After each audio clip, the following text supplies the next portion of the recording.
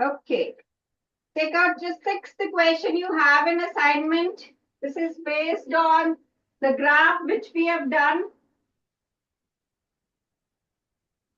So the question says a glass tumbler containing hot water is kept in the freezer compartment of a refrigerator and temperature is less than 0 degrees Celsius. If you could measure the temperature of the content of the tumbler, which of the following graphs would correctly represent the change in temperature as a function of time? All of you have assignments?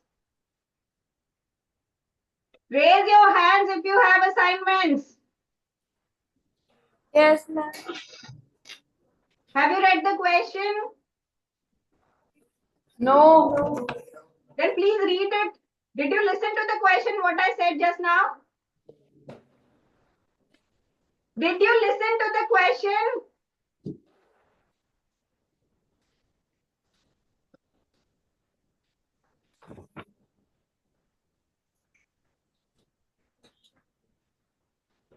Is any teacher there? Do you have a teacher in your class? Yes, ma'am. Yes, ma'am. I'm here. Ma'am, mic is not working. Ma'am, am I audible to your students? Yes, ma'am. You are audible. I wanted some response from their side also. I asked all of them to raise their hands. Only one of the girl will raise the hand. I don't want any one representative of yours to tell me that am I audible? Are you listening to me? Do you have a Ma'am, silence? yes, they are listening. There is a problem in the mic. That's why you are not listening to them. Okay, But I ji. think now it is working properly. Then kindly ask again. Okay, ji. Yes, ma'am. Ma'am, there is a technical problem, so then we merged both the section in a one class. Okay, ma'am. Thank Yes, you. ma'am. Who is Gurleen from class 9? There is Gurleen. Who at?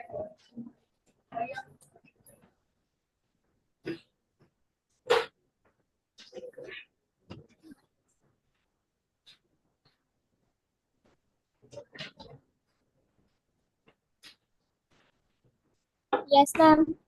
Anji beta, have you read the question? Ma'am, can you repeat the question? Do you have an assignment? Have you got this assignment? Yes. Take out your assignment and read the sixth question from here.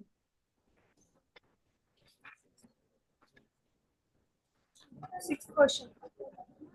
Yes, a glass tumbler containing hot water is kept in freezer compartment of a refrigerator.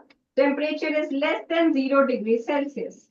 If you could measure the temperature of the content of the tumbler, which of the following graphs would you correctly represent the change in its temperature as a function of time? आप बता सकते हो क्या पूछ रहे question में?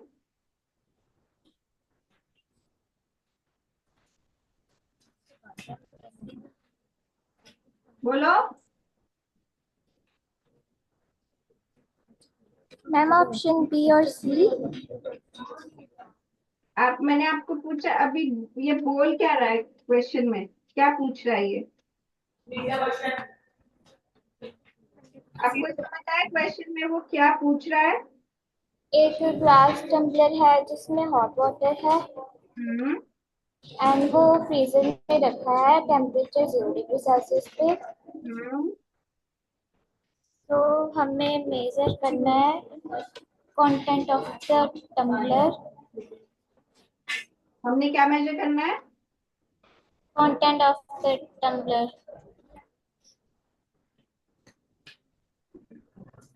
Content of the tumbler temperature बेटे not content हमने टेम्परेचर मेजर करना है जो भी उसके अंदर है उसके उसके साथ उसका टेम्परेचर मेजर करना है so what is your answer क्या होगा पहले उसमें ma'am option B. Option B क्या बता रहे हैं क्या रिप्रेजेंट कर रहा है ऑप्शन बी मैम वो 100 से कम है. 100 से कम है तो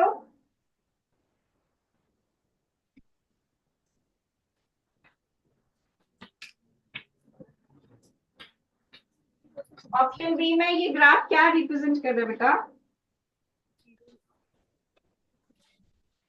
लुक एट दिस, ये ग्राफ ये रिप्रेजेंट कर रहा है, जैसे आपने हॉट वाटर लिया है, तो हॉट वाटर 100 डिग्री सेल्सियस पे अगर है तो थोड़ी देर तक उसका टेम्परेचर में कोई चेंज नहीं आता, ये है लेटेंट हीट।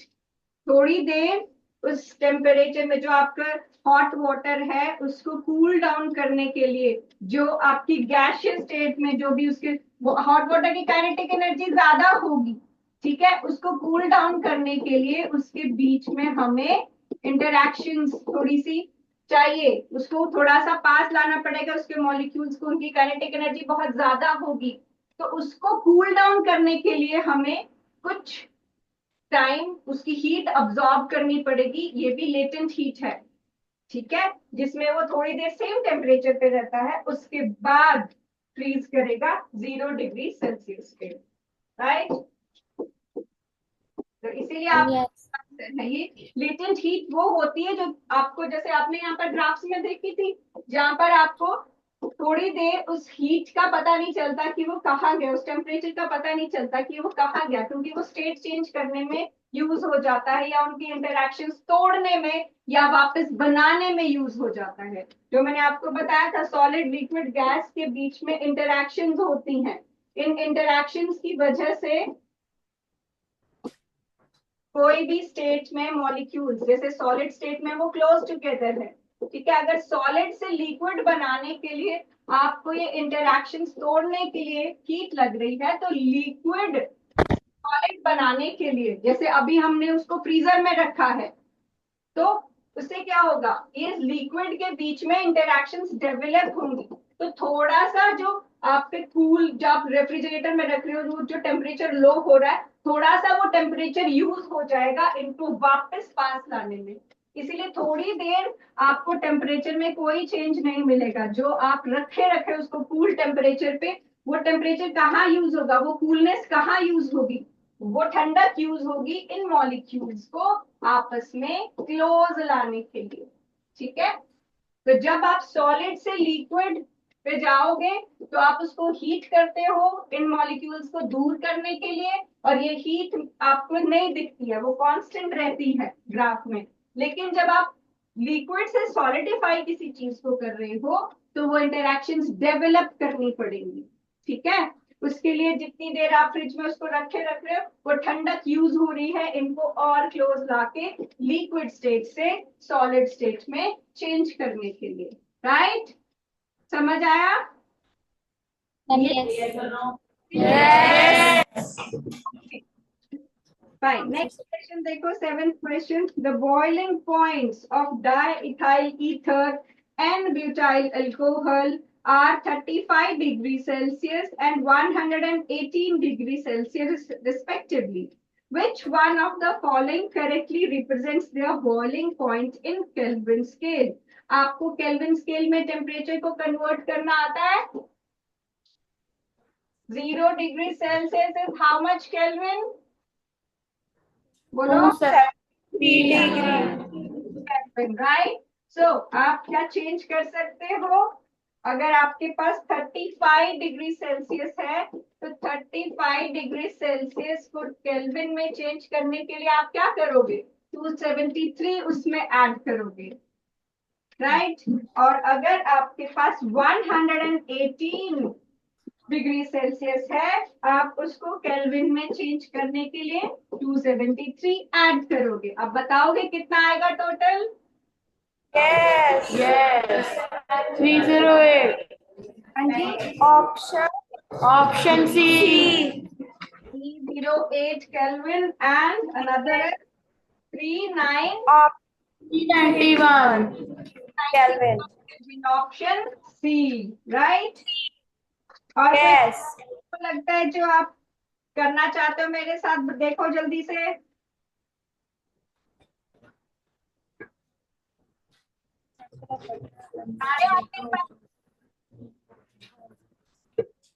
तो मैम आपसे पूछेंगे, मैम मैंने बोला था मैम आपसे आके पूछेंगे।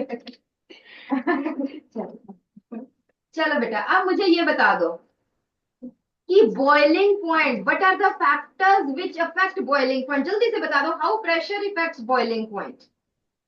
एनीबडी? मैम किसी टीचर को? बेटा आज हम ऐसे छोड़ेंगे तो सही नहीं, ये तो क्लियर करके ही जाएंगे। Please repeat the question, ma'am. Boiling point, if we the pressure, Temperature and pressure. if we increase the pressure, boiling point increases कि decreases?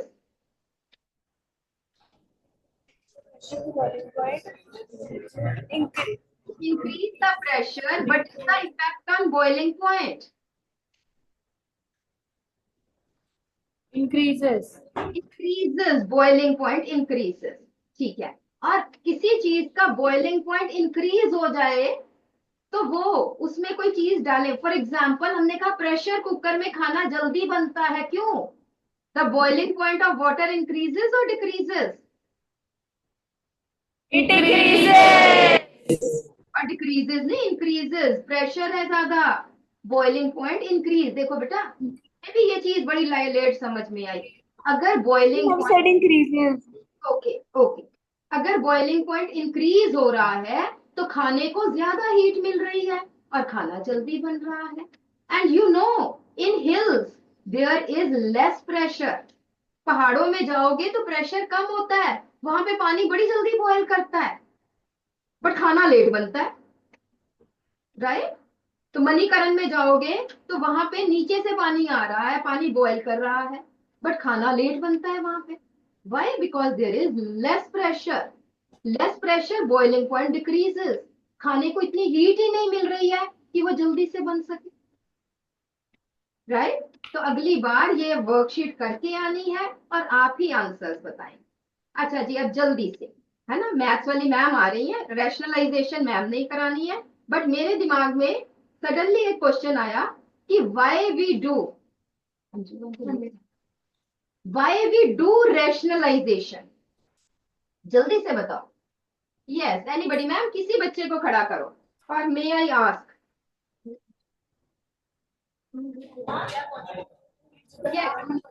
The student not on the first bench, किसी और बच्चे को खड़ा करके बताओ कि वाई वी डू रैशनलाइजेशन? किसकी रैशनलाइजेशन करते हैं हम? Rational numbers. कौन से नंबर्स की? Rational numbers. इरेशनल की रैशनल? दोनों। Irrational. इरेशनल नंबर्स की हम रैशनलाइजेशन करते हैं, बट क्या जरूरत पड़ी है? What is the use of rationalisation? हाँ जी बेटा, देखो थर्ड, हाँ बोलिए, बोलो बोलो, हाँ। Irrational numbers को rational numbers में convert करने के लिए। तो भाई रैशनलाइजेशन का मतलब ही यही है कि इरेशनल को रैशनल में कन्वर्ट किया, बट क्या है, पड़े रहने दो उसको ऐसे, क्या जरूरत है एक और टॉपिक तुम्हारे सिलेबस में डाल दो? क्यों करते हैं हम रैशनलाइजेशन?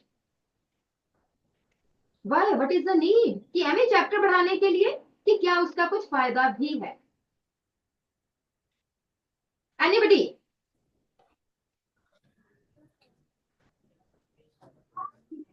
हाँ जी बेटा, यस।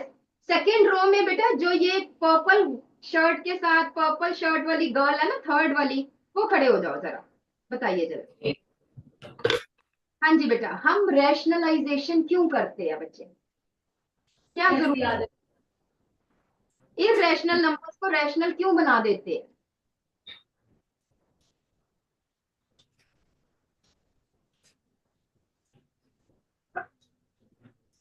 बैठो बैठो, anybody who can answer this? Anybody? So that our calculation can get easy.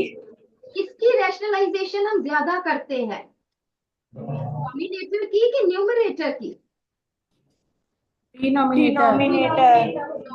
Whenever there is any irrational number in denominator, then we have to change it into new rational number.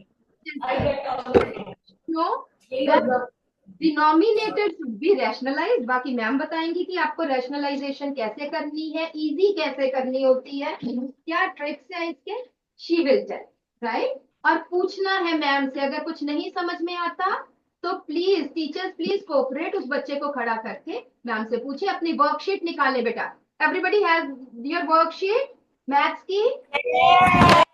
ये पहले rationalisation करेंगे ma'am इनको, है ना? मेरा मतलब सारे नहीं, कुछ करवाना ताकि कुछ बच्चे खुद करें, ठीक है। और एक पिछले असाइनमेंट का भी क्वेश्चन रह गया था, that we will take in the last. और थोड़ा सा मैम हम थोड़ा सा, क्योंकि डिस्कनेक्शंस बहुत रहे, तो थोड़ा सा टाइम हम एक्सटेंड करेंगे आज।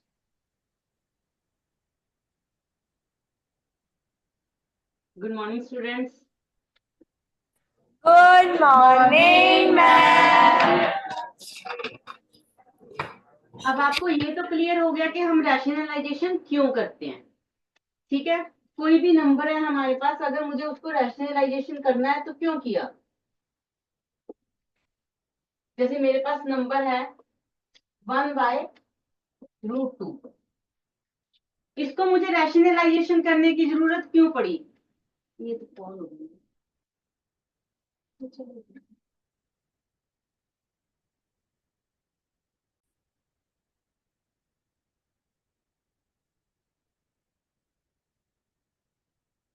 Am I audible बेटे?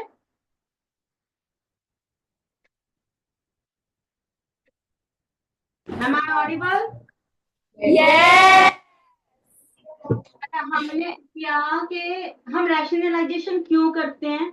रैशनलाइजेशन ये तो आपको पता है कि इरेशनल नंबर को हम रैशनल में कन्वर्ट करने के लिए रैशनलाइजेशन करते हैं। क्लियर है। अब क्यों करते हैं, ताकि जो हमारी डिवीजन है वो इजी हो जाए। अगर किसी भी डिनोमिनेटर में रूट पड़ा है तो आप डिवाइड नहीं ना कर सकते। अब मेरे को मुझे डिवाइड करना है 1 को √2 से, तो क्या ये डिवीजन पॉसिबल है। इस डिवीजन को इजी करने के लिए हम रैशनलाइजेशन करते हैं, √2 अपॉन √2 विच इज √2/2।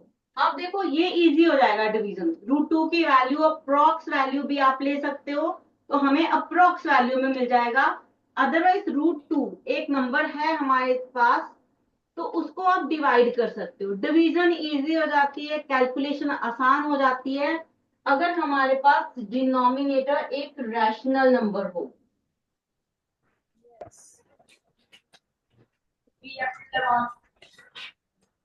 अगर डिनोमिनेटर एक रैशनल नंबर हो तो हम डिवीजन इजीली कर सकते हैं, इसलिए हम रैशनलाइजेशन करते हैं, और कोई मोटिव नहीं है हमारा रैशनलाइजेशन करने का। क्लियर है। अब एक और चीज होती है बेटे इसमें, conjugate.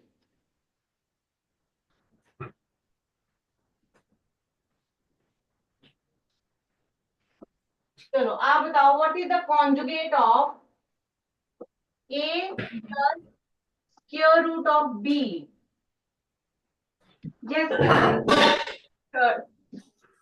Third row Minus under.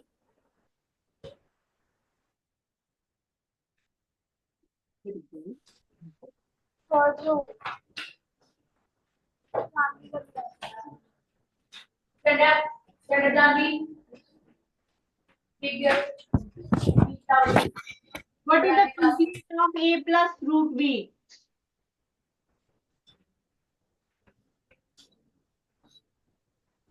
Ma'am, she said a minus under would be.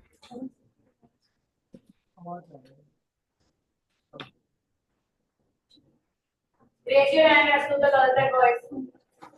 Sit down बेटे, sit down। conjugate of a plus root b, second row, जो फोर्थ नंबर पे लड़की बैठी है ना, light blue colour T shirt, second row, जो देख रहे हो बेटे आप। हाँ जी हाँ जी आप ही। स्टैंड अप बेटे।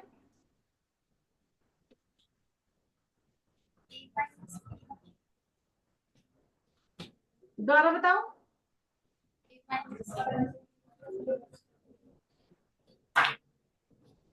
Okay sit down, sit down. conjugate of a plus root b is a minus Plus under root b. a minus root B. Conjugate का मतलब होता है जो रूट के आगे का साइन है आपने वो चेंज करना है। अगर ये प्लस है तो वो नेगेटिव हो जाएगा, अगर माइनस होता तो वो पॉजिटिव हो जाएगा। Plus हो जाता. ठीक है। असाइनमेंट है बेटे, असाइनमेंट करते हैं। फर्स्ट क्वेश्चन एमसीक्यू, फटाफट आंसर बताओ उसका।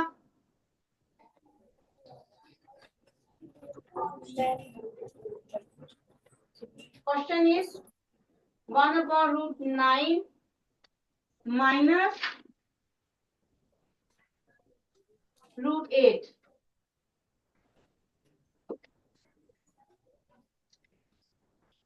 What is the answer of this? And wait a second, please. We are solving.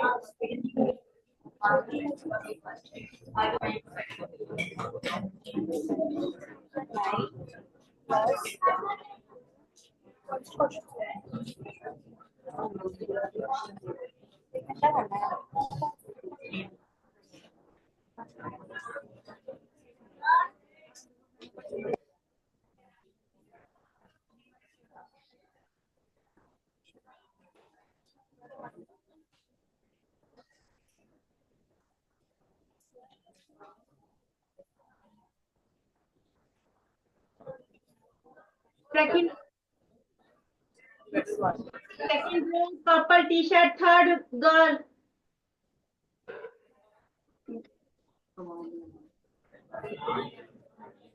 Yes बेटे, stand up. जिसने हैंड रेज किया है बताओ answer.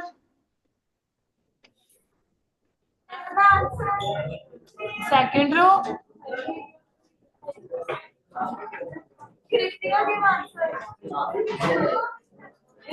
Ma'am, she is coming.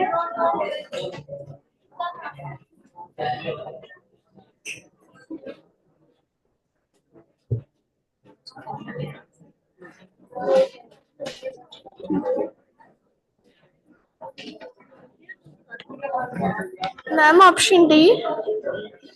Option is D. 3 plus 2√2. Good. Sit down बेटे। तो हम short trick से देखते हैं जो हम क्विकली सॉल्व कर सकें। इसमें थोड़ा टाइम लगा आपको। जब हम रैशनलाइज करते हैं, जो भी डिनोमिनेटर है ना बेटे, जो भी आपके पास डिनोमिनेटर है, फर्स्ट स्टेप आपने उसका कॉन्जुगेट करके ऊपर नीचे मल्टीप्लाई करते हैं। यही करते हैं। हमने क्या किया, 1/√9 माइनस √8 था, जिसको मल्टीप्लाई किया √9 प्लस √8 डिवाइडेड बाय √9 प्लस √8। ये आपने किया। यहाँ पे एक ऑब्जर्वेशन है, देखो ध्यान से। जो हमारे डिनोमिनेटर की टर्म्स होती हैं, डिनोमिनेटर में जो नंबर्स हमारे पास आते हैं ना, एक ही फॉर्मूला बनता है। नंबर जो भी हो, फॉर्मूला हमेशा ये बनेगा डिनोमिनेटर में आपका, a plus B into a minus B which is equal to a square minus B square. जब रैशनलाइजेशन करना है, डिनोमिनेटर का फॉर्मूला यही रहता है, कभी चेंज नहीं होता, चाहे यहाँ पे प्लस हो चाहे माइनस हो। तो सबसे बेस्ट होता है पहले डिनोमिनेटर में फॉर्मूला लगा दो। तो डिनोमिनेटर का a क्या है हमारे पास, √9, और b क्या है, √8। हमने क्या फॉर्मूला लगाना है, a square minus B square. तो क्या आ गया, √9 square minus √8 square which is equal to 9 minus 8, this is 1। तो डिनोमिनेटर मिल गया बेटे आपको 1। ये स्टेप आप धीरे धीरे प्रैक्टिस करो, इसको ऑरल होने लग जाएगा ये स्टेप तो, ठीक है। अगर हमारे पास रैशनलाइजेशन का कंसेप्ट है तो डिनोमिनेटर का फॉर्मूला यही रहता है, इसके बिना फॉर्मूला कोई चेंज नहीं होता। क्लियर है? तो डिनोमिनेटर पहले सॉल्व करना है। नेक्स्ट स्टेप में हमने क्या करना है, जो न्यूमिनेटर है उसको सॉल्व कर देना है। अब आपको पता चल गया डिनोमिनेटर क्या है, 1 है। तो हमारे पास क्या आ गया, √9 प्लस √8 अपॉन 1। ठीक है, जब डिनोमिनेटर सॉल्व हो जाएगा तो न्यूमिनेटर आपके पास इजी हो जाता है सॉल्व करना। √9 3 होता है और √8 2√2। This is the answer. Option D. Clear है? अब जब भी रैशनलाइजेशन करना है सबसे पहले फॉर्मूला लगाना है डिनोमिनेटर में।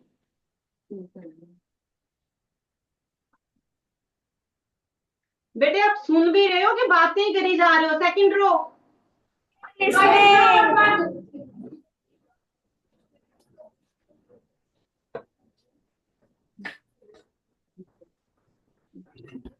चलो नेक्स्ट क्वेश्चन देखो। सेकंड क्वेश्चन एमसीक्यू में सेकंड क्वेश्चन क्या है?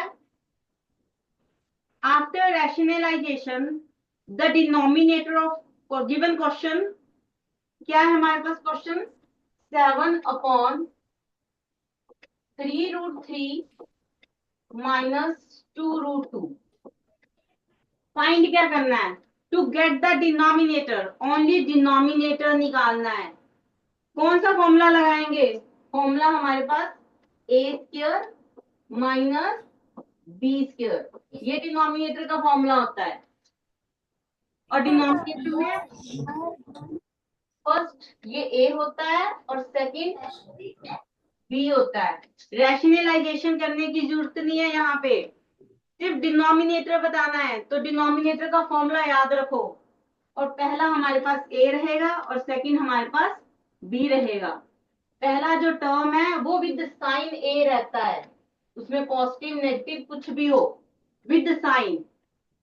ठीक है, लगाओ फॉर्मूला और बताओ आंसर।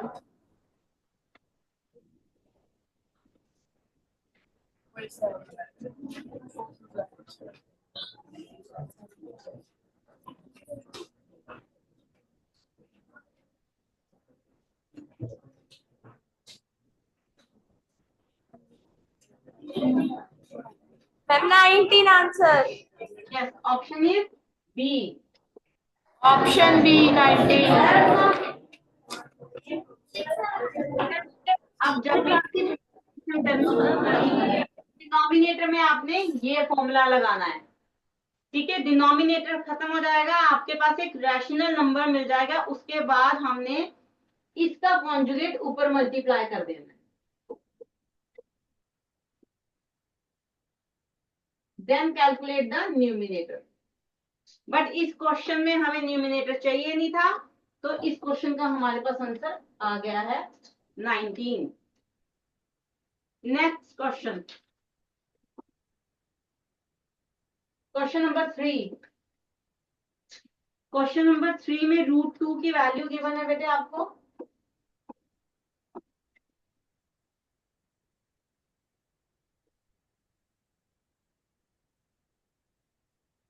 तो सॉल्व क्या करना है? रूट ऑफ √2 -1 अपॉन √2 +1, इसको सॉल्व करना है। पहले इसको रूट से हटा लो, हमारे पास क्या आ गया? √2 -1 अपॉन √2 +1। फर्स्ट स्टेप में हम क्या करेंगे? डिनोमिनेटर में फॉर्मूला लगा देंगे। कौन सा फॉर्मूला? a² minus b²। ये हमारे पास डिनोमिनेटर का फॉर्मूला है। ठीक है, तो क्या आ गया हमारे पास denominator? √2² -1²। Denominator is 1।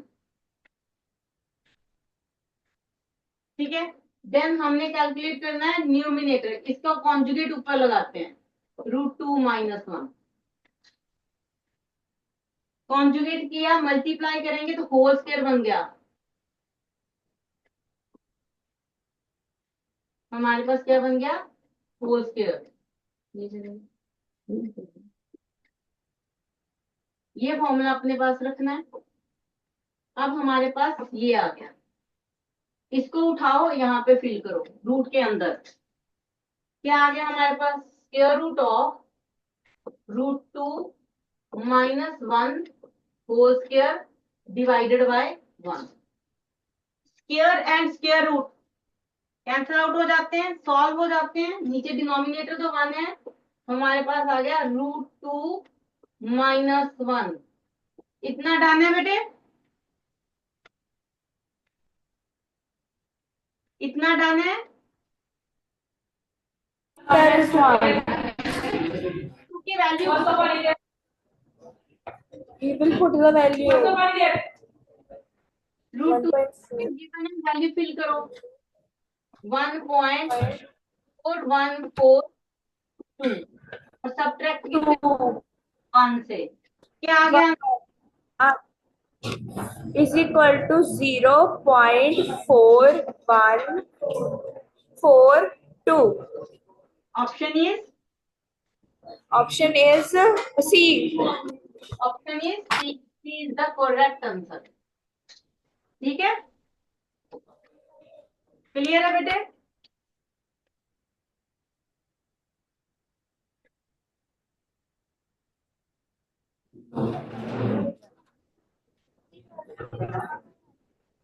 In next sum, we have to first solve every part individually. Then we can do minus and plus.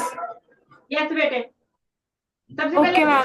Denominator आपने first Okay, ma'am. Every part Okay, ma'am. Do question number 4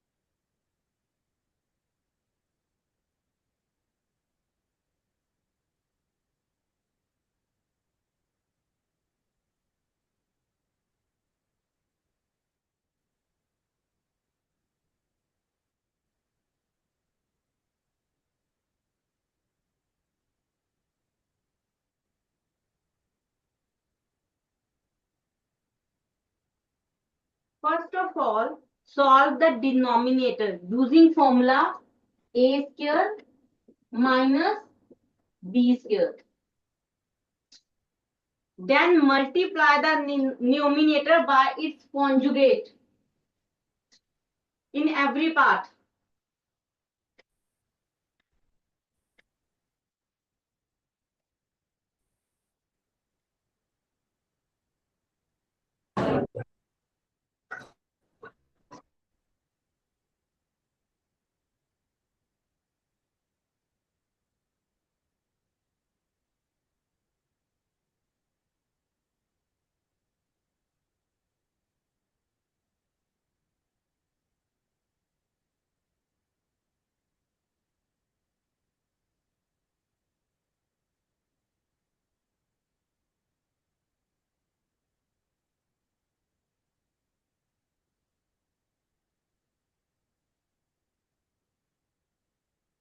Yes, Bete, did you get the answer? Ma'am, for first it is 3 under root 12 plus 3 under root 6 over 3 for first. Okay. ये हमारे पास आया 3√2√6 plus √3/3 तो I think अगर मैं ये 3 से 3 cancel out कर दूं मच इजी नहीं हो जाएगा मेरे लिए सॉल्व करना Okay, ma'am. Multiply these number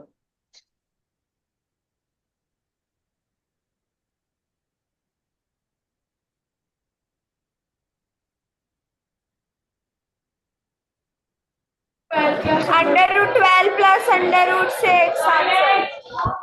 √12 plus √6 is the first part and other part We are solving.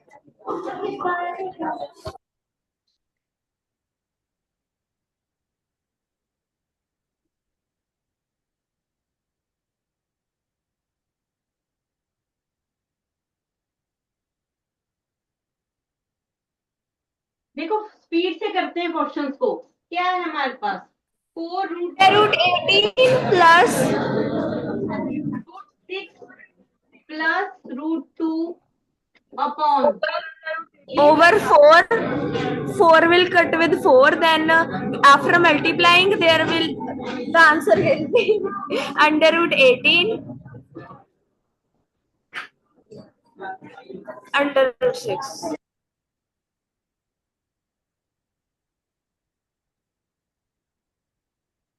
And the last one is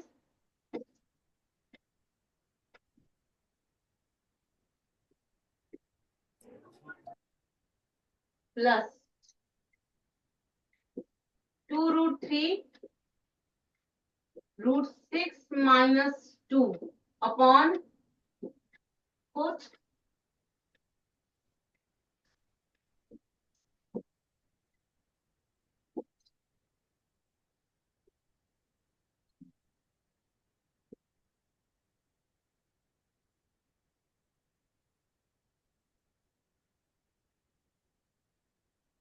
done बेटे?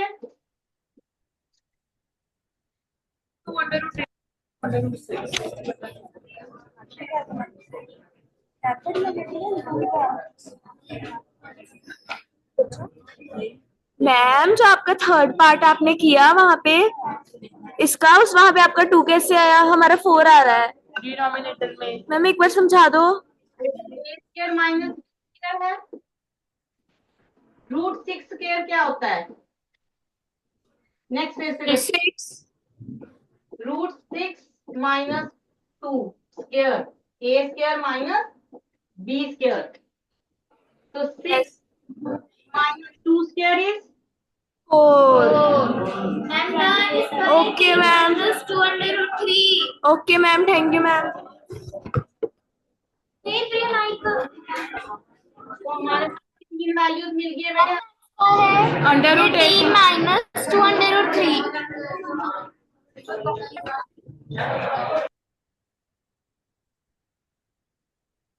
Root 18 minus under root 6। क्या है आंसर हमारे पास?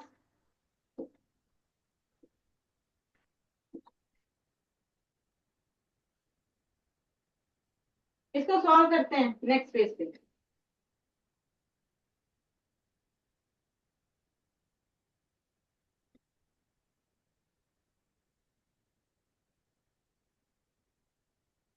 Root of 12 plus root 6 minus under root 12 plus under root 6 18 minus root 6 plus root 18 minus root 6।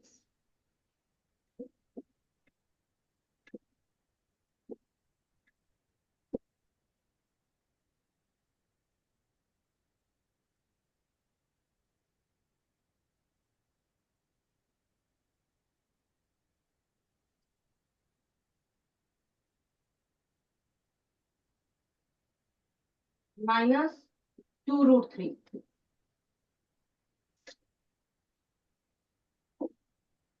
Minus 2 root 3। अब करो, ये 18 से 18 cancel out, 6 से 6 cancel out, opposite sign. Root 12 को निकालो बेटे रूट से बाहर। Under root 6 12 raise to power half. इसको सॉल्व करो।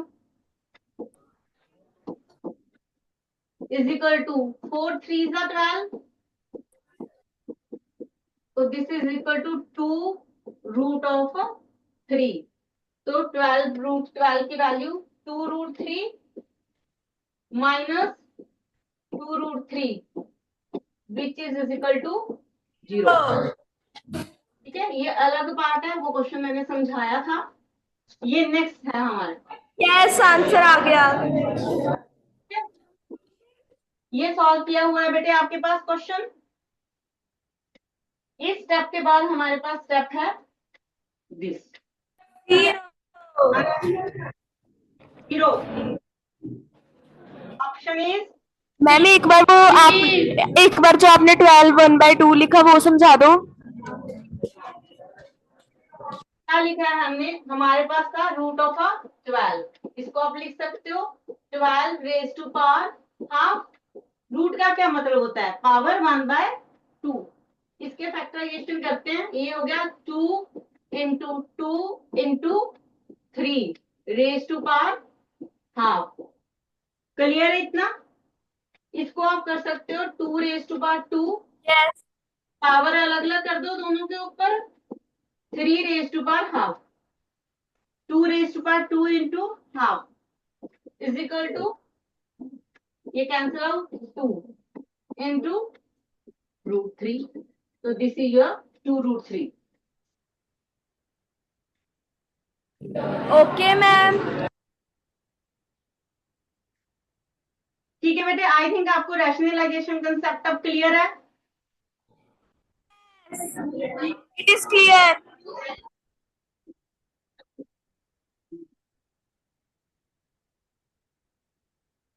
ठीक है बेटे, नेक्स्ट जो असाइनमेंट है अब आपके पास, वो आपने कंप्लीट करनी है। क्लियर है? रैशनलाइजेशन मैंने करवा दिया, क्यों करते हैं वो भी बताया है आपको। जो बाकी बच गए क्वेश्चन वो Yes. आपके लिए। Okay, ma'am. ठीक है बेटे, बाय।